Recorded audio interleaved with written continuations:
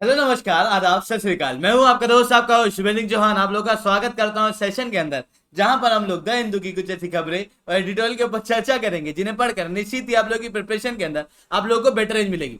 But उन सबके पहले आप लोग मेरे साथ में एसआरसी 10 टेलीग्राम ग्रुप के ऊपर जुड़ सकते हो। क्लास की अपडेट पीपीटी पीडीएफ आपको हमें मिल जाती है। इसके अलावा रोज सुबह 9 बजे ये क्लास यानी कि द हिंदू एनालिसिस की क्लास में द्वारा ली जाती है। आप यहाँ पर भी मेरे साथ में जुड़ सकते हो। इसके अलावा सुबह 10:30 बजे मेरे द्वारा आंसर राइटिंग की प्रैक्टिस कराई जाती है। आप यहाँ पर ही मेरे साथ में जुड़ सकते हो। सेशन जो है वो कल होने वाला है, इसकी लिंक जो है वो नीचे कमेंट के अंदर पिन है। इसके अलावा अगर आप लोगों को अनअकैडमी के ऊपर सब्सक्रिप्शन लेना है तो आप लोग कोड यूज कर सकते हो SRC10, जिसके बाद में आप लोगों को मेरे द्वारा पर्सनली 1-on-1 मेंटरशिप मिलेगी। अभी बहुत अच्छा मौका है क्योंकि अभी अनअकैडमी के सब्सक्रिप्शन के ऊपर 10 नहीं बल्कि 20% तक का डिस्काउंट आप लोगों को मिल रहा है। तो जाओ सब्सक्राइब करो, SRC10 कोड का प्रयोग करो। तो चलिए दोस्तों शुरू करते हैं। आज हम लोग इन सारे टॉपिक्स के ऊपर चर्चा करने वाले हैं। टेक्स्ट एंड कॉन्टेक्स्ट के अंदर अडॉप्शन के अलावा एक और इम्पोर्टेंट टेक्स्ट एंड कॉन्टेक्स्ट है कि राजस्थान के अंदर अर्बन एम्प्लॉयमेंट गारंटी स्कीम लेके आई गई है। सो इनकी लगभग एम्प्लॉयमेंट जो है वो लगभग हर एक व्यक्ति को दिया जाएगा। और क्योंकि इसके ऊपर पहले ही प्रधानमंत्री ने चर्चा की हुई है कि हम लोग पूरे देश के अंदर अर्बन में भी एम्प्लॉयमेंट गारंटी देंगे, जिस तरीके से हम लोग मनरेगा के तहत रूरल के अंदर देते हैं। तो इस चीज के ऊपर मेरे द्वारा एक सेपरेट वीडियो लेके आई जाएगी। आज ही लेके आऊंगा मैं इस पे वीडियो। तो वो वाला पार्ट जो है वो आप वहां से कवर कर लेना, क्योंकि उसके अंदर ना थोड़ा सा हम लोग डिटेल में कवर करेंगे। न्यूज़पेपर में थोड़ा कम दिया हुआ है ना, एक इंपॉर्टेंट टॉपिक है। इसके अलावा इंडिया बांग्लादेश के बीच के टाइज के ऊपर चर्चा होने वाली है, अडॉप्शन के कानून के ऊपर चर्चा होने वाली है, और 3 खबरों के ऊपर। तो सबसे पहले बात करते हैं एडिटोरियल के अंदर के एडिटोरियल के अंदर क्या खास है। तो इंडिया और बांग्लादेश के रिलेशन के कॉपरेशन के बारे में हम लोगों को एडिटोरियल देखने को मिल रहा है। अब सिलेबस के अंदर आप पढ़ते हो India and it's neighbourhood, directly उससे रिलेवेंट है क्योंकि इंडिया के नेबरहुड में बांग्लादेश। साथ में हर साल क्या होता है कि एक क्वेश्चन आता है रिलेशन बेस्ड। 2020 में इंडिया यूएस के स्ट्रेटेजिक रिलेशन किस तरीके से रशिया के रिलेशन को इम्पैक्ट करते हैं, उसके ऊपर सवाल पूछा गया था। 2019 के अंदर इजराइल और फ्रांस के साथ में रिलेशन के ऊपर सवाल पूछा गया था। और 2018 के अंदर फिर वापस यूएस के रिलेशन के ऊपर सवाल पूछ लिया था। तो ऐसे रिलेशन बेस्ड सवाल आते हैं। और अभी बांग्लादेश के साथ में रिलेशन थोड़ा सा खबरों में है, तो थोड़ा सा इसके ऊपर चर्चा कर लेते हैं कि इंडिया बांग्लादेश के रिलेशन किस तरीके से चल रहा है। तो देखो यार, रिसेंटली भारत के अंदर जो शेख हसीना है यानी कि बांग्लादेश की प्रधानमंत्री, वो भारत आई थी। अब जब वो भारत आई थी तो उनका कुछ एक्सपेक्टेशन तो रहा होगा ना कि यार मतलब भारत जा रही हूं तो मेरे को ये चीजें जो है वो वहां पर मांग करनी है। अब कैसे वो एक्सपेक्टेशन, उनकी एक्सपेक्टेशन क्या थी। तो हुआ कुछ ऐसा कि उनके भारत आने के पहले एक इंटरव्यू लिया गया था बांग्लादेश के अंदर। उनसे कुछ चीजें पूछी गई, जिसके बाद उन्होंने कहा कि उनको भारत की इस विजिट से काफी ज्यादा उम्मीदें हैं। क्यों? उन्होंने कहा कि जब बांग्लादेश आजाद हुआ था तो बांग्लादेश के पहले प्रधानमंत्री थे शेख मुजब्बुर रहमान। शेख मुजब्बुर रहमान की हत्या कर दी गई थी बांग्लादेश के अंदर, और उसके बाद में डिक्टेटरशिप स्थापित हो गई थी। ऐसी कंडीशन में शेख हसीना को प्रोटेक्शन दी थी भारत ने, उनकी फैमिली को प्रोटेक्शन दी थी भारत, इवन सपोर्ट किया था भारत, जिसके कारण से भारत आना उनके लिए एक इमोशनल चीज भी थी।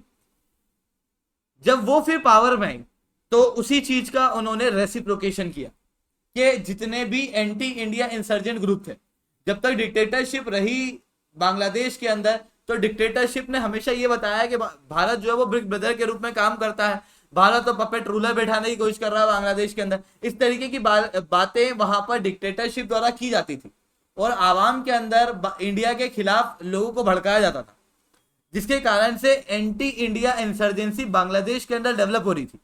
उनके ऊपर फर्म एक्शन लिया गया था शेख हसीना के द्वारा। No justice, there is another thing कि इंडिया और बांग्लादेश आपस में बहुत ही एक अच्छा एग्जाम्पल है ऐसे रिलेशन का जहां पर डिस्प्यूट तो होते हैं पर उन डिस्प्यूट को सॉल्व किया जाता है बातचीत करके। इंडिया और बांग्लादेश के बीच में अगर आपको याद होगा 2015 के अंदर जो हम लोगों ने 100वां संवैधानिक संशोधन पास किया, जिसके अंदर हम लोगों ने एक्सचेंज किए थे इनक्लेव को। ये इनक्लेव का डिस्प्यूट 1971 से था, बातचीत करके 2015 के अंदर हम लोगों ने रिजोल्व किया। नो जस्टिस, हम लोगों को यह भी देखने को मिला कि मूर आइलैंड करके आइलैंड थे, जैसे आप ये इंडिया देखते हो, फिर इधर इस तरीके से बांग्लादेश देखते हो, यहाँ पर बीच में ये मूर आइलैंड्स है, इसको लेकर डिस्प्यूट था इंडिया और बांग्लादेश के बीच में। पर जब इंटरनेशनल कोर्ट ऑफ आर्बिट्रेशन ने कहा कि ये मूर आइलैंड बांग्लादेश के हैं, तो भारत ने उसको माना, जबकि इंटरनेशनल कोर्ट ऑफ आर्बिट्रेशन का डिसीजन बाइंडिंग नहीं होता। चाइना को इसी इंटरनेशनल कोर्ट ऑफ आर्बिट्रेशन ने कहा था कि साउथ चाइना सी के ऊपर अकेले आपका हक नहीं है, ये सब लोगों का है। चाइना ने आज तक नहीं माना, पर भारत यहाँ पर इस चीज को मानता है, जिसके कारण से मैरीटाइम डिस्प्यूट भी हम लोगों ने बातचीत करके रिजोल्व किए आपस। तो इंडिया और बांग्लादेश का रिलेशन आपस में एक बहुत अच्छा रिलेशन है, जो ये दर्शाता है कि कितनी भी बड़ी प्रॉब्लम क्यों ना, दो देश हैं, अलग हैं, तो उनके बीच में डिस्प्यूट तो रहेंगे, कुछ ना कुछ इश्यूज तो रहेंगे, पर उन इश्यूज को रिजॉल्व किया जा सकता है। कैसे? बातचीत करके, कैसे? डिप्लोमेसी के जरिए। रिसेंटली जब बांग्लादेश से प्रधानमंत्री भारत आई, तो उनकी मांग क्या क्या थी, मतलब क्या अभी के डिस्प्यूट है, ये तो वो होगा जो सॉल्व थे। अभी बांग्लादेश के साथ में हमारे इश्यूज क्या क्या है, बांग्लादेश किन चीजों की मांग भारत से कर रहा है। पहले तो रोहिंग्या जो है वो म्यांमार से भाग के बांग्लादेश आ गए थे। बांग्लादेश आए थे 2017 के अंदर। They are Rohingya Muslim minority है म्यांमार की। 2017 के अंदर म्यांमार की मिलिट्री द्वारा एक कैंपेन चलाया गया, जिसके अंदर रोहिंग्या मुस्लिम को रातों रात वहां से भगा दिया गया, जिसके बाद में रोहिंग्या मुस्लिम जो है वो शरणार्थ लेने के लिए बांग्लादेश और भारत की तरफ आए थे, क्योंकि रोहिंग्या और कोई नहीं, बंगाली स्पीकिंग मुस्लिम्स हैं। अब ये बांग्लादेश और भारत की तरफ आए, तो भारत ने इनको रेफ्यूज देने से मना कर दिया था, क्योंकि भारत के अपने कुछ नेशनल सिक्योरिटी के कारण थे। वहीं दूसरी तरफ बांग्लादेश ने इनको रेफ्यूजी दिया था। जब बांग्लादेश ने इन लोगों को रेफ्यूज दिया, तो उसकी वजह से क्या हो रहा है कि अभी इकोनॉमिकल और सोशल प्रॉब्लम जो है वो देखने को मिल रही है। रोहिंग्या की आबादी लगभग 6 से 7% दरों से बढ़ रही है, क्योंकि बांग्लादेश के अंदर जो रोहिंग्या है उनके जीवन के अंदर थोड़ी सी स्टेबिलिटी आ रही है। कई सारे रोहिंग्या अभी भी म्यांमार के अंदर थे, उनको अभी भी प्रोसिक्यूशन झेलने को मिल रहा था। इस कारण से जो म्यांमार के रोहिंग्या हैं वो और बांग्लादेश की तरफ आ रहे हैं, जिसके कारण से आबादी तेजी से बढ़ रही है और बांग्लादेश को सोशल और इकोनॉमिक प्रॉब्लम झेलने को मिल रही है, जिसके कारण से बांग्लादेश का कहना यह है कि देखो भारत तुम बड़े देश हो, एक स्टेबल देश हो, तो थोड़े रोहिंग्या को अपने यहाँ बुला लो और थोड़ा सा हम लोगों को मदद करो म्यांमार से बातचीत करने में, ताकि म्यांमार बाकी सारे रोहिंग्या को बुला ही ले। इसके अलावा इंडिया और बांग्लादेश के बीच में 2011 से एक पेंडिंग इशू है तीस्ता वाटर प्रोजेक्ट का। देखो इंडिया और बांग्लादेश के बीच में लगभग 54 रिवर जो है वो एक्सचेंज होती है। अब 54 नदियां हम लोगों के बीच में एक्सचेंज होती हैं, तो इन सारी चीजों के कारण क्या होता है कि 2011 के मतलब कई सारी नदियों का तो ऑलरेडी हम लोगों ने एग्रीमेंट कर लिया है, जिसके अंदर इंडिया और बांग्लादेश के बीच में गंगा वाटर शेयरिंग का भी एग्रीमेंट हो चुका है ऑलरेडी। ठीक है, हम लोगों ने और भी कई सारी नदियों का किया हुआ है एग्रीमेंट बांग्लादेश के साथ में, पर तीस्ता नदी का अभी तक कोई एग्रीमेंट हुआ नहीं। जब तीस्ता नदी का कोई भी एग्रीमेंट हुआ नहीं, तो 2011 के अंदर ये एग्रीमेंट लाया गया था बांग्लादेश द्वारा, क्योंकि लोअर रिप्रेजेंटेटिंग स्टेट है बांग्लादेश। तीस्ता नदी हो, गंगा नदी हो, ब्रह्मपुत्र नदी हो, वो पहले भारत आती है, उसके बाद बांग्लादेश आती है। तो इस कारण से उसका इशू जो है वो हमेशा बांग्लादेश को बना रहता है, जिसके कारण से बांग्लादेश ने कहा था कि क्यों ना हम लोग तीस्ता के वाटर शेयरिंग का एक एग्रीमेंट कर लें, पर बांग्लादेश ने उसके वेस्ट बंगाल ने उसके लिए मना कर दिया, क्योंकि वेस्ट बंगाल को गंगा वाटर शेयरिंग के बाद में काफी ज्यादा प्रॉब्लम आती है, जिसके कारण से वेस्ट बंगाल जो है वो और ज्यादा वाटर शेयरिंग एग्रीमेंट करने से अब मना करता है। तो एक ये पेंडिंग इशू इंडिया और बांग्लादेश के बीच में। बांग्लादेश और इंडिया के बीच में एक ये भी इशू है कि बांग्लादेश का रिलेशन चाइना से अच्छा हो रहा है। अब जब चाइना से अच्छा होगा तो भारत को दिक्कत होनी है कि नहीं होनी है। अब जब भारत को दिक्कत हो रही है तो भारत कहेगा बांग्लादेश को कि यार देखो यार, चाइना से तुम रिलेशन रखते हो, अच्छा नहीं लगता। तो बांग्लादेश कह रहा है कि देखो यार, तुम दोनों का आपस में जो भी चल रहा है चलने दो, अगर कोई डिस्प्यूट होता है तो हम लोग बीच में अपनी नाक नहीं अड़ाएंगे। ठीक है, तो एक ये पेंडिंग इशू है दोनों देशों के बीच में। साथ में एक इशू है माइनॉरिटी का। देखो बांग्लादेश कभी भारत का ही भाग हुआ करता था आजादी के पहले,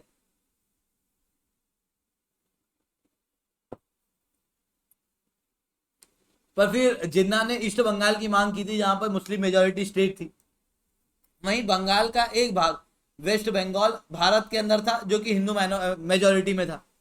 अब इंडिया के अंदर जब आप देखोगे तो यहाँ पर हिंदू मेजोरिटी है, बांग्लादेश के अंदर आप देखोगे तो वहां पर मुस्लिम मेजोरिटी है। बांग्लादेश के अंदर माइनॉरिटी कौन है, तो वो हिंदू हैं, और इंडिया के अंदर माइनॉरिटी कौन है, तो वो मुस्लिम्स हैं। ऐसी कंडीशन में कई बार बांग्लादेश की सेक्युलर पॉलिसी होने के बावजूद भी हिंदुओं के ऊपर अटैक हो जाता है। तो कई बार शेख हसीना ने कहा है कि यार हम लोगों के यहाँ पर मिसक्रिएंट होता है, पर हम लोग उस मिसक्रिएंट के खिलाफ स्ट्रिक्ट एक्शन इमीडिएटली लेते हैं। और वो हम लोगों ने इंडिया को अश्योर भी किया कि हम लोग हिंदू माइनॉरिटी को प्रोटेक्ट करेंगे। बट ऐसी चीजें इंडिया के अंदर भी होती है और इंडिया भी अपनी माइनॉरिटी को सेफगार्ड करने की कोशिश ज्यादा करे। साथ में दोनों देशों के बीच में 7 एग्रीमेंट हुए, वाटर शेयरिंग को लेकर, रेलवे को लेकर, science and technology, space, media और कैपेसिटी बिल्डिंग जैसे काफी वाइड वैरायटी के ऊपर यहाँ पर एग्रीमेंट दोनों देशों के बीच में हुए हैं, जिसके बाद में बड़े ही बेहतर आउटकम आने वाले हैं। एक तो दोनों देश साथ में मिलके cross border crime, border management और काउंटर टेररिज्म के ऊपर काम करने वाले हैं, क्योंकि बांग्लादेश के साथ में हमारी बॉर्डर शेयर होती है। पर ये जो बॉर्डर है ये बहुत अच्छे से वो नहीं है, मतलब फेंसिंग वगैरह बहुत अच्छे से नहीं हुई है, जिसके कारण से क्रॉस बॉर्डर क्राइम बांग्लादेश के अंदर से देखने को मिलते हैं। बांग्लादेश एक लिस्ट डेवलप देश है, जिसके कारण से वहां पर अर्थव्यवस्था इतनी अच्छी नहीं है, तो कई सारे बांग्लादेशी भाग भाग के भारत आ जाते हैं व्यापार करने। इलीगल रूप से इलीगल माइग्रेंट बांग्लादेश से भारत की तरफ आते हुए दिखते हैं, जिसकी वजह से नॉर्थ ईस्ट के अंदर इश्यूज देखने को मिलते हैं। तो इस कारण से दोनों देशों के बीच में बॉर्डर को लेके प्रॉपर मैनेजमेंट करने की बात की गई है। साथ में बात की गई है कि यार हम लोग साथ में मिलके एक मल्टी मॉडल प्रोजेक्ट के ऊपर काम करेंगे, डेवलपमेंट के ऊपर काम करेंगे साउथ एशिया। साथ में सप्लाई चेन को मेंटेन करेंगे इस रीजन के अंदर। साथ में कंप्रिहेंसिव इकोनॉमिक पार्टनरशिप यानी कि सीईपीए 2020-22 के अंदर दोनों देशों के बीच में साइन होगा। मैंने क्या बताया, दोनों देशों के बीच में लैंड, जैसे ये इंडिया है, ठीक है, देखा होगा बांग्लादेश को, यहाँ से इस तरीके से बांग्लादेश शुरू हो जाता है। तो बांग्लादेश से वेस्ट बंगाल की बॉर्डर शेयर होती है। इधर आप देखोगे तो नॉर्थ ईस्ट के राज्यों की, जिसमें त्रिपुरा है, मणिपुर, मेघालय है, आसाम है, इनकी बॉर्डर जो है वो बांग्लादेश से डायरेक्ट शेयर होती है। तो एक तो हम लोग क्या कर सकते हैं, रोड के जरिए ट्रांसपोर्ट कर सकते हैं। दोनों देशों के बीच में रेलवे लाइन चल सकती है, पुरानी रेलवे लाइन ऑलरेडी बिछी हुई है। 3 रेलवे लाइन हम लोगों को देखने को मिलती है इंडिया और बांग्लादेश के बीच में। साथ में मैंने बताया था कि यार नदियां लगभग 54 हैं, जिसमें ब्रह्मपुत्र और गंगा जैसी नदियां, जहां पर हम लोग वाटरवे का प्रयोग कर सकते हैं। मतलब कनेक्टिविटी के अंदर बांग्लादेश इंपॉर्टेंट रोल प्ले कर सकता है। और बांग्लादेश का प्रयोग क्यों करना कनेक्टिविटी के लिए, तो आप देखना कि यार ये इंडिया है, यहाँ पर नीचे बांग्लादेश है, इधर की तरफ से ये ऐसा नेपाल आता है, और ये इस तरीके से हम लोगों को दिखता है। यहाँ पे chicken neck corridor, chicken neck corridor एक ऐसी जगह है जहां पर अगर चाइना वगैरह अटैक करते हैं, चाइना काफी क्लोजेस्ट भी है, अगर यहाँ पर अटैक करते हैं तो हमारा नॉर्थ ईस्ट से कनेक्शन टूट जाएगा। ऐसी कंडीशन में बांग्लादेश एक इंपॉर्टेंट रोल प्ले कर सकता है इंडिया की कनेक्टिविटी को मेंटेन करने के लिए। साथ में नॉर्थ ईस्ट के रीजन अगर आप देखोगे तो ये लैंडलॉक है, इनको ना सी का एक्सेस नहीं है, व्यापार करने के लिए कलकत्ता तक आना पड़ता है। कलकत्ता क्यों है, बांग्लादेश के अंदर ढाका और चित्तगोंग क्यों ना जाए, तो उसके लिए भी कनेक्टिविटी काफी ज्यादा इंपॉर्टेंट हो जाती है। ठीक है, अभी स्टेटस क्या है इंडिया बांग्लादेश के रिलेशन के बीच में, तो अभी स्टेटस ये कि बायलेटरल ट्रेड दोनों देशों के बीच में $18 मिलियन तक पहुंच चुका है। साथ में भारत जो है वो बांग्लादेश, नेपाल, भूटान की इलेक्ट्रिसिटी का काफी प्रयोग करता है, क्योंकि आप समझना कि बांग्लादेश के अंदर भी पानी, मतलब एक तो समुद्र है, बांग्लादेश के अंदर ट्रॉपिकल कंट्री है, इस कारण से धूप भी आ जाती है, जादू। साथ में यहाँ पर क्या है कि नदियां भी बहती हैं, जिसके कारण से यहाँ पर इलेक्ट्रिसिटी जो है वो जनरेट की जा सकती है। नेपाल और भूटान पहाड़ी क्षेत्र है और पर्वत के अंदर से नदियां निकलती हैं। कोसी नदी को लेके वाटर शेयरिंग एग्रीमेंट हम लोगों ने ऑलरेडी किया हुआ नेपाल के साथ में। नेपाल के साथ में हम लोगों ने महाकाली को लेके एग्रीमेंट किया हुआ है। नेपाल के साथ में हम लोगों ने अगर आपको याद होगा तो जुलाई के अंदर मैंने आपको बताया था वेस्ट सेती प्रोजेक्ट जो है वो नेपाल से भारत ने ले लिया। मतलब पहले नेपाल ने चाइना को दे दिया था, पहले भारत के पास में था, फिर चाइना को दे दिया था, फिर वापस भारत ने ले लिया था। तो ये भारत ने वापस से प्रोजेक्ट ले लिया है ताकि नेपाल के अंदर हाइड्रो इलेक्ट्रिसिटी डेवलप की जा सके। भूटान के अंदर भी यही चीज भारत करता है, तो ये इलेक्ट्रिसिटी के लिए भारत जो है वो काफी ज्यादा काम करता है। साथ में रोहिंग्या के इशू को लेके भारत ने बताया कि बांग्लादेश की जेनरोसिटी देखने लायक है। इसके अलावा रिवर के ऊपर कॉपरेशन, अभी रिसेंटली जब मीटिंग हुई तो उसके अंदर कुशियारा नदी के ऊपर कॉमन बॉर्डर रिवर कुशियारा नदी के ऊपर भी एग्रीमेंट हुआ है, और दूसरी नदियों के लेके प्रॉपर डाटा शेयरिंग की बात की गई। अब डाटा शेयरिंग क्यों करना है, डाटा शेयरिंग करने का एक सिंपल साधारण कारण है कि यार अगर मेरे को मतलब बांग्लादेश नीचे है, ऊपर इंडिया है, ऊपर से पानी कितना छोड़ा जा रहा है, कितना पानी प्रयोग किया जा रहा है, कहीं ऐसा तो नहीं कि पानी रोक के फिर छोड़ा जा रहा था कि बाढ़ आ जाए नीचे। उसके लिए पानी का एक प्रॉपर डाटा होना चाहिए ताकि ये मेक श्योर किया जा सके कि ऐसी हरकतें ना हो और आपस में एक दूसरे में भरोसा होना चाहिए। नहीं तो बांग्लादेश के अंदर बाढ़ आएगी और बांग्लादेश कह देगा कि अरे यार भारत कर रहा है ये, तो इस ऐसी चीजें ना हो। इस कारण से डाटा जो है वो प्रॉपर शेयर हो ताकि बांग्लादेश की नजरों में भी क्लियर हो कि अरे भारत किसी कर लेगा। इसके अलावा सोबरिंग ग्राउंड रियलिटी, अगर हम लोग ग्राउंड रियलिटी की बात करें तो अभी क्यों आई थी शेख हसीना, सीधा सा कारण ये था कि कोविड-19 और यूक्रेन के वॉर के बाद में बांग्लादेश को काफी कुछ झेलने को मिला। बांग्लादेश में काफी ज्यादा इशू चल रहा, 2023 में बांग्लादेश के अंदर इलेक्शन होने, तो बांग्लादेश के अंदर अगला इलेक्शन जीतना भी तो है। उस कारण से भी हम लोगों को देखने को मिल रहा है कि there was a visit of prime minister. Then टेक्शन कॉन्टेक्स्ट के अंदर देखते हैं टेडियस प्रोसेस ऑफ अडॉप्शन। देखो क्या है कि पहले आप समझना भारत के अंदर अडॉप्शन होता कैसे। भारत के अंदर अडॉप्शन करने के दो अलग अलग कानून है। पहला कानून है जो हम लोगों को दिखाई देता है जिसके अंदर जुवेनाइल जस्टिस एक्ट 2015 का प्रयोग किया जाता है, ये पहला कानून है। दूसरा है Hindu adoption and maintenance act 1956। ये दो अलग अलग प्रोसेस बताते हैं और दोनों अलग अलग प्रोसेस के जरिए अडॉप्शन होता है। अब यहां पर अडॉप्शन दोनों प्रोसेस अलग हैं पर काफी इंपॉर्टेंट है जुवेनाइल जस्टिस एक्ट ऑफ 2015। यहां पर अगर आपको अडॉप्शन करना है इस एक्ट के तहत तो एक पोर्टल है कारा का, चाइल्ड अडॉप्शन एंड रेगुलेशन की अथॉरिटी है ये, इनका एक पोर्टल है। अगर आपको किसी व्यक्ति को अडॉप्ट करना है तो आप यहाँ पर पहले अपनी एप्लीकेशन डालो, ऑनलाइन भी डाल सकते हो। उसके बाद में ना एक ऑफिसर वहां से आएगा आपके घर, आके देखेगा कि अच्छा घर में मतलब इतने लोग हैं, केवल मेल है आपके घर में, आप अकेले मेल हो या आप केवल फीमेल हो या आप शादीशुदा हो, किस प्रकार के लोग हो जो अडॉप्ट कर रहे हो, क्या आप शादीशुदा हो, क्या आप अडॉप्ट कर सकते हो, कहीं आप ट्रांसजेंडर या फिर सेम सेक्स के कपल तो नहीं हो। उन सारी चीज़ों के ऊपर चेक किया जाता है, जिसके बाद में चेक किया जाता है कि एलिजिबिलिटी है कि नहीं। एलिजिबिलिटी मतलब क्या, जैसे अगर किसी फीमेल या किसी महिला को अडॉप्ट करना है, महिला बच्ची को अडॉप्ट करना है, तो फिर सिंगल मेल पेरेंट नहीं कर सकता, कर ही नहीं सकता अडॉप्शन, तो वो एलिजिबिलिटी देखी जाती है। अब अगर आप एलिजिबल हो तो उसके बाद में आपके अडॉप्शन की प्रोसेस जो है वो फट से आगे बढ़ा दी जाती है और आप जब अडॉप्शन की प्रोसेस आपको दे दी जाती है, मतलब आप अब उस बच्ची को अडॉप्ट कर सकते हो, उस बच्चे को अडॉप्ट कर सकते हो, आप अपने घर के अंदर ला सकते हो, उसकी शिक्षा करा सकते हो, आप अडॉप्ट कर चुके हो। पर इसी बीच में आपको क्या करना होता है, कोर्ट के अंदर इसको लेके एक ऑर्डर पास कराना होता है कोर्ट का। क्यों? क्योंकि देखो अडॉप्शन किया है आपने, हो सकता है कि उसके कोई और पेरेंट्स भी हों, ठीक है, तो असली पेरेंट्स ऐसा ना हो कि बीच में ढूंढते ढूंढते उस बच्चे को आ जाएं और बोले कि अरे यार ये तो हमारा बच्चा, या फिर आगे जाके ये बच्चा कुछ बहुत गेन कर ले और वो उसके पेरेंट्स आए और बोले कि नहीं ये तो हमारा बच्चा, लीगल डिस्प्यूट खड़े हो जाएंगे। इस कारण से बच्चे के ऊपर अपना प्रॉपर अधिकार मेंटेन करने के लिए यहाँ पर कोर्ट का ऑर्डर होना काफी ज्यादा जरूरी होता है, ठीक है। ये प्रोसेस समझ में आई जुवेनाइल जस्टिस एक्ट के लिए।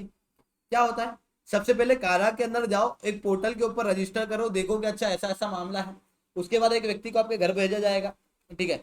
इसको कोई लिखने की आवश्यकता नहीं है, देखो है ना, ये बस ध्यान में रखो कि अच्छा इस तरीके की प्रोसेस है। ये प्रोसेस मैं इसलिए बता रहा हूँ ताकि आपको इश्यू समझ में आए। इस प्रोसेस को लिखने की जरूरत नहीं है, बस इतना लिखो कि जुवेनाइल जस्टिस एक्ट से और Hindu adoption and maintenance act से, इन दोनों से अडॉप्शन किया जा सकता है। क्योंकि यहाँ से ना मेंस का क्वेश्चन मुश्किल है बनना, क्योंकि पिछली बार मेरे को कभी भी मेरे एनालिसिस के अंदर देखने को नहीं मिले हैं कि ऐसा कोई क्वेश्चन आए हैं पर्टिकुलर कानून के लिए। ये भले ही आपके एग्जाम्पल के अंदर कहीं पे यूज आ जाए तो भले ही, ठीक है, या फिर ये सोशल इश्यूज के अंदर थोड़ा बहुत यूज आ जाए तो भले ही, पॉलिटी के अंदर इससे डायरेक्टली क्वेश्चन जो है वो आपको नहीं मिलेंगे, ठीक है। सोशल इश्यूज के अंदर एग्जाम्पल के अंदर आप इनको लिख सकते हो कि पॉपुलेशन कंट्रोल करना वगैरह वगैरह के अंदर, ठीक है। तो इसका क्वेश्चन ना प्री के अंदर आने की चांसेस ज्यादा, मेंस के अंदर आएगा ऐसा मेरे को नहीं लगा है, जिसके कारण से इसके ऊपर ना प्रॉपर ऐसा मत करना कि इसके नोट्स बनाने बैठ गए। रुक जाओ, थामो, बस चीजों को समझो, एनालाइज करो और आगे बढ़ो। बांग्लादेश वाले इशू के नोट्स बनाने जरूरी थे, ठीक है।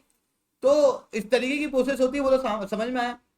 अब जब ये प्रोसेस होती है तो अभी रिसेंटली क्या हुआ था कि इसी अडॉप्शन के कानून के अंदर चेंजेस किए गए थे कि यार आप कोर्ट जाते हो कंफर्म कराने के लिए कि देखो यार आप लोगों को अडॉप्शन करना है, ताकि आपको फाइनल ऑर्डर मिल जाए और आपके पास में उस बच्चे का अधिकार हो जाए। रिसेंटली 2021 के अंदर जुवेनाइल जस्टिस को अमेंडमेंट किया गया था इस एक्ट को। जब इस एक्ट को अमेंडमेंट किया गया था, ये बिल पास हो चुका था, ठीक है, बिल लिखा हुआ पर ये पास हो चुका था, इस कारण से ये एक्ट है। इसके अंदर कहा गया था कि आपको डिस्ट्रिक्ट कोर्ट जाने की जरूरत नहीं है, आप जाओ तो डिस्ट्रिक्ट मजिस्ट्रेट के पास में जाओ। इवन अडॉप्शन के कानून के लिए जितने भी कोर्ट के अंदर केसेस पेंडिंग है वो अब मजिस्ट्रेट के पास में पेंडिंग कर दिए जाए, वो सारे मजिस्ट्रेट के पास में भेजे जाए। क्योंकि कोर्ट के पास में और भी कई सारे केसेस है, उसके पास में मर्डर के केस हैं, उसके पास में और भी कई सारे बड़े बड़े छोटे मोटे केसेस हैं जिसके अंदर जमीन जायदाद के केस है। हम लोग कोर्ट के ऊपर प्रेशर नहीं डाल सकते। और अडॉप्शन की चीजें हैं, ठीक है, यहाँ पर अगर 5-6 साल लग रहे हैं अडॉप्शन को डिसाइड करने में, तो बच्चा जो है वो छोटे से बड़ा हो जा रहा है, अभी तक डिसाइड ही नहीं हो पा रहा है कि बच्चा हमारा है कि नहीं है। ऐसी कंडीशन में उसके पेरेंट्स भी आ गए हैं, दूसरे वाले असली वाले जो कह रहे हैं कि नहीं हमारा बच्चा है, तो ना डिस्प्यूट उभर के आ जाते हैं। तो फास्ट वे में हम लोगों को इन केसेस को रिजॉल्व करना जरूरी है। अगर इसके लिए जरूरी है तो डिस्ट्रिक्ट मजिस्ट्रेट का प्रयोग किया जाए। कहा गया कि सारे केसेस डिस्ट्रिक्ट मजिस्ट्रेट को ट्रांसफर कर दिया जाए। अब इसकी वजह से प्रॉब्लम क्या हो रही है?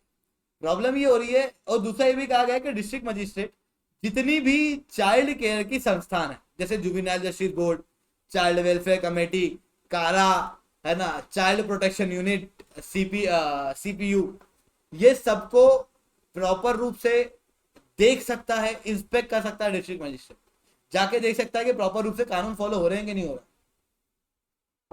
जब ऐसी चीजें डिस्ट्रिक्ट मजिस्ट्रेट के द्वारा की जा सकती हैं, तो अब क्या हुआ है, क्या समझना कि कई सारे केसेस पेरेंट्स के कोर्ट के अंदर पहले से पेंडिंग थे, और इस केस ने इस लॉ ने क्या कहा कि यार जो कोर्ट के पेंडिंग केसेस हैं उनको अब बंद कर दो और इन सारे केसेस को डिस्ट्रिक्ट मजिस्ट्रेट के पास ले आओ। डोंट यू थिंक कि अब वो केसेस वापस से शुरू होंगे? जो पहले केसेस आधे हो चुके थे, प्रोग्रेस हो चुकी थी, वो वापस से शुरू होने वाले, और डिले हो गया। अब इन डिले की वजह से क्या प्रॉब्लम हो रही कि अभी गर्मी की छुट्टियां चल रही हैं, यहाँ पर अगर केस का निर्णय आ जाता मालिक, तो फिर यहाँ पर क्या हो जाता कि बच्चे का एडमिशन स्कूल के अंदर करा पाते, क्योंकि कोर्ट के अंदर जाने के पहले ऑलरेडी अथॉरिटी ने कह दिया है कि आप अडॉप्शन कर सकते हो, आप बच्चे को अपने पास में रख सकते हो, पर उस बच्चे की सेफ्टी के लिए, लीगल राइट्स के लिए आपको कोर्ट से एक ऑर्डर पास कराना पड़ेगा। मतलब अभी बच्चा जो है वो किसके पास में? पेरेंट्स के पास।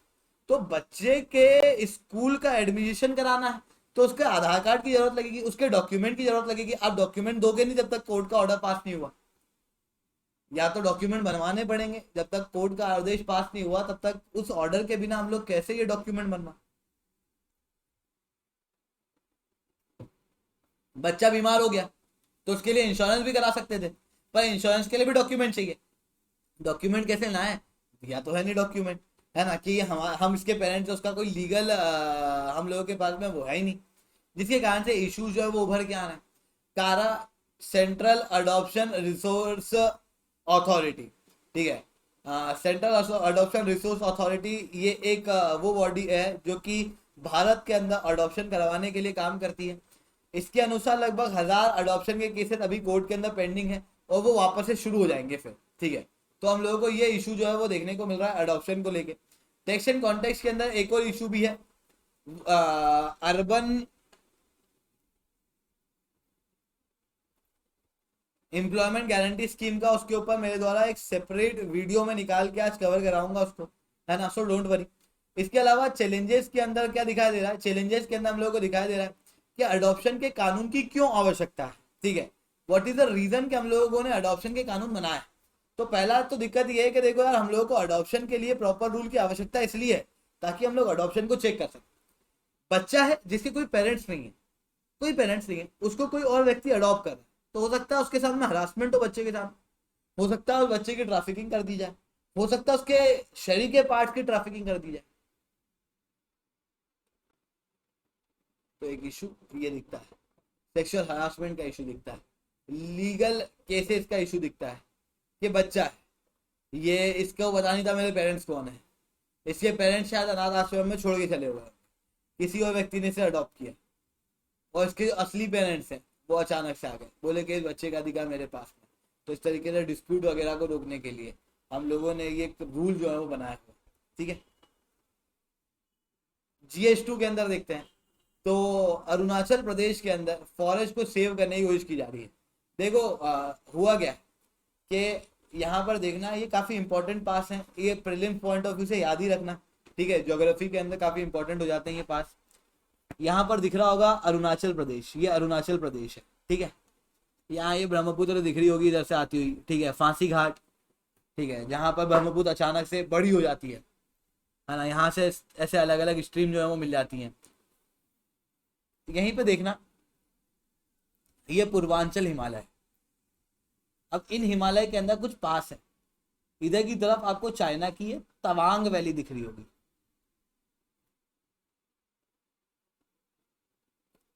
अब यहाँ पर बोमडीला, यहाँ पर आपको बोमला और सेला, सेला, बोमला और बोमडीला, ये 3 इंपॉर्टेंट पास हैं और ये तीनों लाइंस हैं। अब ये पास मतलब होते हैं दर्रे, दर्रे की वजह से क्या होता है कि पर्वतों के बीच में एक रास्ता बनना आसान हो जाता है। मतलब आप खुद सोचो ना कि आपको कहा है ये पर्वत है, आप मतलब पढ़े लिखे इंजीनियर हो, वॉल इंजीनियर नहीं कि मतलब बाथरूम के अंदर से चढ़ाव निकाल दे, वॉल इंजीनियर नहीं, मतलब एकदम समझदार इंजीनियर पढ़े लिखे। तो आप बताओ, आप रोड गैस पर्वत के ऊपर से निकालोगे या फिर यहाँ पर बीच में से निकाल दोगे? तो ये दर्रे हैं, इन दर्रों के अंदर से मतलब ये नेचुरल रास्ते होते हैं पहाड़ों के बीच में, यहाँ पर से रास्ता बनाया जाता है और वही रास्ता आपको यहाँ पर दिख भी रहा होगा, ये जाता हुआ है, ये देखो तीनों पास से आता हुआ है, पास है, ये पूरा रास्ता है।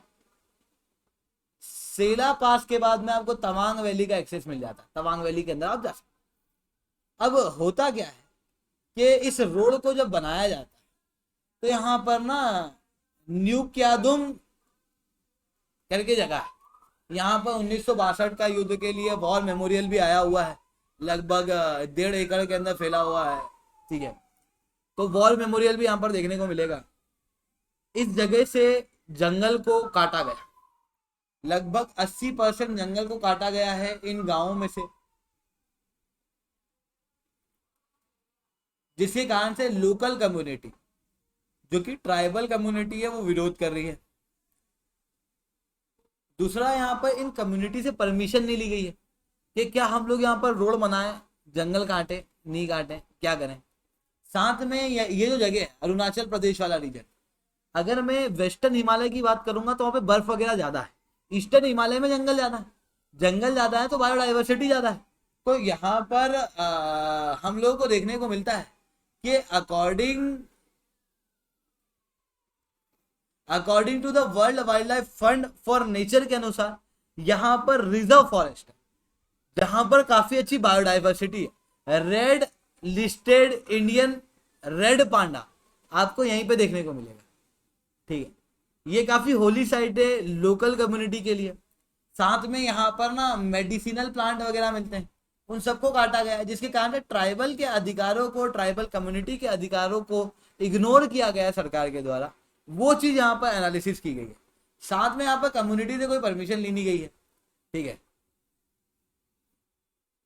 इसके अलावा 975 वर्कर की डेथ हुई थी कोविड-19 के समय पे। तो एक इम्पॉर्टेंट स्कीम है कि जो हेल्थ वर्कर थे उनको प्रधानमंत्री गरीब कल्याण पैकेज के तहत 50 लाख रुपए तक का कंपनसेशन जो है वो दिया जाना था। रिसेंटली एक right to information RTI file की गई। अब ये आरटीआई क्या होता है? राइट टू इंफॉर्मेशन 1986 के अंदर सुप्रीम कोर्ट के एक जजमेंट के जरिए कहा गया था कि हर एक व्यक्ति के पास में right to speech and expression के तहत जानकारी का अधिकार है। क्यों कहा था? There was a case in Supreme Court, जहां पर सुप्रीम कोर्ट से कहा गया एक व्यक्ति के द्वारा कि क्या सुप्रीम कोर्ट मेरे पास में बोलने का अधिकार है? सुप्रीम कोर्ट ने कहा हाँ है, बिल्कुल है, बोलो क्या बोलना। उसने बोला कि देखो मेरे पास अगर बोलने का अधिकार है तो क्या मैं बोल के सवाल पूछ सकता हूँ? सुप्रीम कोर्ट ने ऐसे सर खुजाया, बोला कि क्या कहना चाह रहे हो, क्यों कहना चाह रहे हो, मतलब क्या पूछ रहे हो। तो वो कहता है कि डियर सुप्रीम कोर्ट, देखो मेरी एक इच्छा है कि ना मैं सवाल पूछना चाहता हूँ, मैं सवाल पूछना चाहता हूँ मेरे इधर के लीडर से कि उसके पास में कितनी प्रॉपर्टी है। मैं सवाल पूछना चाहता हूँ मेरे लीडर से कि उसने अभी तक कितना काम किया है। मैं सवाल पूछना चाहता हूँ मेरे लीडर से कि वो आगे जाके अगर सेलेक्ट हो जाता है या फिर मैं उसको वोट देता हूँ तो वो क्या करेगा। मैं सवाल पूछना चाहता हूँ सरकार से कि यार वो जो पॉलिसी चलाई गई थी वो क्या है, ताकि मैं एक इन्फॉर्म डिसीजन ले सकूं, ताकि मैं एक इन्फॉर्म सिटीजन एक देश के अंदर बन सकूं। सुप्रीम कोर्ट ने कहा this beautiful, something very beautiful. और सुप्रीम कोर्ट ने कहा now we are giving you the right to information. पर इसके प्रति कोई कानून नहीं था, कोई प्रॉपर गाइडलाइन नहीं थी। 2002 के अंदर फ्रीडम ऑफ इंफॉर्मेशन एक्ट आया था और फिर 2005 के अंदर राइट टू इंफॉर्मेशन एक्ट आया था, जिसके तहत एक स्टेचुटरी बॉडी बनी थी सेंट्रल इंफॉर्मेशन कमीशन, जो 10 मेंबर की बॉडी होती है, प्रेसिडेंट द्वारा नियुक्त होती है, और एक सेपरेट कमेटी जहां पर प्रधानमंत्री यूनियन के एक मंत्री के द्वारा इस चीज को नियुक्त किया जाता है। ठीक है, ये सेंट्रल इंफॉर्मेशन कमीशन वगैरह के ऊपर हैंडी नोट्स तैयार रखो, क्योंकि ये काफी इंपॉर्टेंट है गवर्नेंस पॉइंट ऑफ व्यू से भी और पॉलिटी पॉइंट ऑफ व्यू से भी। गवर्नेंस के अंदर जो ट्रांसपेरेंसी वगैरह दिया हुआ है उसको मेंटेन करने के लिए इनका एक इंपॉर्टेंट रोल आता है। साथ में सीआईसी के लिए जो मतलब इनको काफी इंडिपेंडेंट बॉडी रखा गया है। इनको कहा गया है कि आप कितना ही बड़ा ऑफिसर क्यों ना है आप जाके चेक कर सकते हो, ऐसा कहा गया है। गवर्नेंस के अंदर ट्रांसपेरेंसी पॉइंट ऑफ व्यू से टॉपिक इंपॉर्टेंट है। ठीक है, तो ऐसे अधिकार इतनी पावर दी गई है कि आप अपनी पावर को कितना ही सीनियर मोस्ट ऑफिसर क्यों ना आप उसके खिलाफ यूज कर सकते। पर इशू क्या है, इशू यह है कि यार जब इन पावर का यूज किया जाता है तो 2019 के अंदर एक अमेंडमेंट किया गया था जिसके अंदर ना इंफॉर्मेशन कमिश्नर जो कि काफी इंडिपेंडेंट होना चाहिए था, उसके ऊपर गवर्नमेंट का कंट्रोल बढ़ चुका है। साथ में इसका टेन्योर भी 5 साल से कम करके 3 साल कर दिया गया 2019 के बाद। तो इस चीज को ना अपडेट कर लेना। ठीक है, तो प्रधानमंत्री गरीब कल्याण योजना के तहत हेल्थ वर्कर को ये सारी चीजें जो है वो दी गई थी। तो रिसेंटली आरटीआई फाइल की गई, तो आरटीआई फाइल की गई, उसके अंदर ना 2 अलग अलग डाटा दिए गए भारत सरकार द्वारा। भारत सरकार द्वारा कहा गया कि यार सितंबर 8 2022 के अंदर के हम लोगों ने लगभग 974 हेल्थ वर्कर को 487 करोड़ दिए हैं। 2 अगस्त के दिन जो आरटीआई फाइल हुई उसके अंदर कहा गया, मतलब पहले आरटीआई फाइल हुई उसके अंदर कहा गया कि यार 445 लोगों को हम लोगों ने कंपनसेशन दिया है, लगभग 2.5 करोड़ का। उसके भी पहले जब फरवरी के अंदर आरटीआई फाइल की गई, मतलब राज्यसभा के अंदर हेल्थ मंत्रालय से पूछा गया, तो वहां पर कहा गया कि हम लोगों ने 1616 लोगों को हेल्थ वर्कर को फंडिंग दी है, पैसे दिए हैं, जिसके बाद में 808 करोड़ तक का पैसा जो है वो हम लोग के द्वारा दिया गया। फरवरी में 808 करोड़, फिर क्या अगस्त में आपने पैसे वापस ले लिए थे और सितंबर में वापस दे दिए थे, क्या करा था समझ में के बाहर। तो यहाँ पर ना वो ओपेसिटी गवर्नमेंट की तरफ से देखने को मिल सकती है। ये आप बिल्कुल से अपने गवर्नेंस के एग्जाम्पल के अंदर लिख सकते हो। ठीक है, क्या राइट टू इन्फॉर्मेशन होने के बावजूद भी कई बार क्या होता है कि उसके इश्यूज देखने को मिलते हैं। There is a delay, data का मैनेजमेंट नहीं है, कई बार फेक इन्फॉर्मेशन और फॉल्स इन्फॉर्मेशन दे दी जाती है। इसके अलावा तारागिरी करके मडगांव पोर्ट के ऊपर है ना, जो डॉक शिपयार्ड है, वहां पर प्रोजेक्ट 17A के तहत तारागिरी शिपयार्ड को डेवलप किया गया है। इसके पहले उदयगिरी को डेवलप किया गया था 17 मई के दिन। ठीक है, तो इतनी बात समझ में आई। तो आज के लिए इतना ही रखते हैं। लेक्चर अच्छा लगा हो तो लाइक करो, लेक्चर बहुत अच्छा लगा हो तो SRC10 कमेंट करो। अगर अनअकैडमी के ऊपर सब्सक्रिप्शन लेना है दोस्तों तो कोड यूज कर सकते हो SRC10, जिसके बाद में आप लोगों को मेरे द्वारा पर्सनली 1-on-1 मेंटरशिप मिलेगी। साथ में आप लोगों को 20% तक का डिस्काउंट मिलेगा, इंडिया के टॉप एजुकेटर से पढ़ने का मौका मिलेगा, साथ में आप लोगों को टेस्ट सीरीज मिलेगी, साथ में आपको कंप्लीट किताबें मिलेंगी, और ये सब कुछ इतने कम दामों के अंदर। 1 साल का प्लस का सब्सक्रिप्शन केवल 46,000 के अंदर। 46,000 के अंदर ऑफलाइन में केवल टेस्ट सीरीज मिलती है, पढ़ाई तो छोड़ दो, किताब उसके अंदर अलग। ठीक है, तो जाओ उन्हीं टीचरों से, उसी लेवल के टीचरों से आपको पढ़ने का मौका मिल रहा है। वही टीचर जो कभी दिल्ली के अंदर पढ़ाया करते थे आज आपके कंप्यूटर लैपटॉप के अंदर पढ़ा रहे हैं, जो कभी दूसरे प्लेटफॉर्म के ऊपर पढ़ाया करते थे वो आज आपके कंप्यूटर लैपटॉप के अंदर पढ़ा रहे हैं। जो जहां पर बेस्ट था वो आज अनअकैडमी के ऊपर है। तो आप भी अपने लिए बेस्ट चुनो। और कंट्रोवर्सी के अंदर क्या पढ़ना कि यार ये टीचर वहां से यहाँ क्यों आ गया, यहाँ से वहां क्यों चला गया। मैं बिलीव करता हूँ कि यार अभी आपका समय काफी ज्यादा महत्वपूर्ण है, अपने समय को किसी के लिए भी जाया मत करो, अभी अपने समय को यूटिलाइज करो। टीचर कहाँ जा रहा है कहाँ नहीं जा रहा है छोड़ो, आपको जहाँ बेस्ट कंटेंट मिल रहा है उसे लो, आगे बढ़ो। ठीक है, तो चलिए दोस्तों आज के लिए इतना ही रखते हैं। जय हिंद जय भारत।